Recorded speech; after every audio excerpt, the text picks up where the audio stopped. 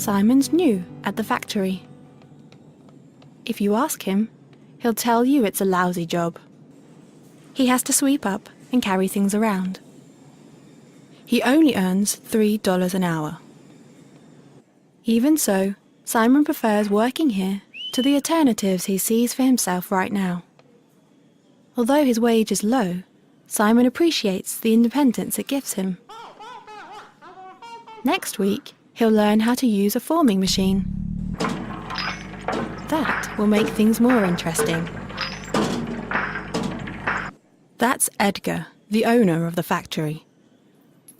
The only thing he really cares about is making profit. Έντγκαρ would prefer to pay his workers a tiny fraction of their current wages to keep more money for himself, but he knows that wouldn't work. Έντγκαρ is in competition with many other business owners. They all need a steady supply of human labour. When deciding whether or not to trade with an employer, workers consider wages, but also working conditions and other benefits. If Έντγκαρ's offers aren't attractive enough, workers won't sell him the labour he needs to run his factory. So reluctantly, Έντγκαρ ends up paying market prices for the labour he buys. In another part of town, there's a celebration. This group of concerned citizens just got a minimum wage law passed. They were appalled that miserly employers like Έντγκαρ could get away with paying so little to workers like Simon. The new minimum wage is $9 an hour. Unfortunately, this doesn't mean that everyone in the town will now earn $9 or more.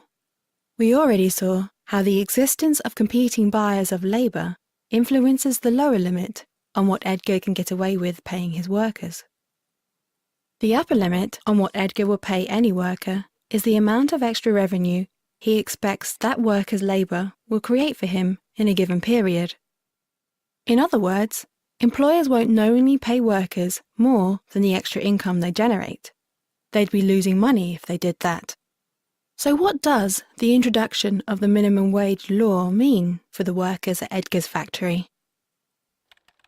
Vicky's work generates $23 an hour for Έντγκar, and her wage is $15 an hour. For every hour that Vicky works for Έντγκar, he's left with an extra $8 after he's paid her wage. Because Vicky's wage is higher than $9 an hour, the new law doesn't affect her directly. Bob's labour at the factory generates $10 an hour for Έντγκar, and his wage is $8 an hour. After paying Bob's wage, Έντγκar is left with an extra $2 for every hour that Bob has worked. But because Bob's wage is less than the legal minimum, if Έντγκar wants to keep him on, he'll have to pay him more. Έντγκar calculates that if he raises Bob's wage to the new minimum of $9, he'll still be gaining $1 extra for every hour of Bob's labour after his wages have been paid.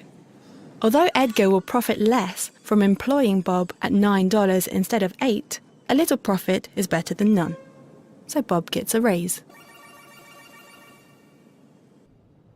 But the new law is bad news for Simon.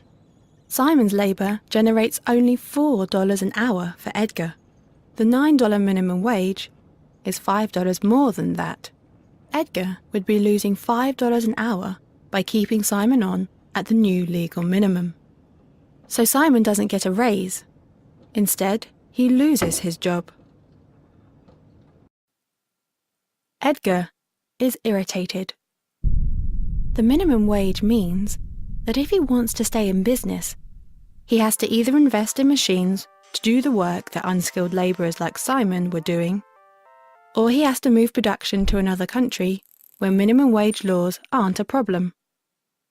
Έντγκar believes both of these options are less profitable for him than employing local workers. Otherwise, he wouldn't have hired Simon. For Simon, the outlook is bleak. Losing his job would have been bad enough, but the minimum wage continues to disadvantage him even while he's unemployed. Because he's young and doesn't have much experience, it's likely that the extra revenue Simon's labour would create for any employer would be low. Potential employers expect to lose money hiring Simon at the minimum wage, so they turn down his applications. Simon was glad of his factory job, even with its low wage. He hoped to build up experience, which would raise his productivity and give him a chance to move to better paid and more satisfying work. But the new law prevents him from doing so. This is why the minimum wage has been described as removing the bottom rungs from the economic ladder. When we see social interactions that seem unfair, one response is to demand that the behaviour we disapprove of be outlawed. But we should keep in mind that this kind of intervention has unintended consequences. Some people suspect that prohibiting voluntary exchange often does more harm than good. They believe the proper function of law is to discourage the initiation of force, and that we shouldn't create barriers that prevent people from doing their best to peacefully improve their lives.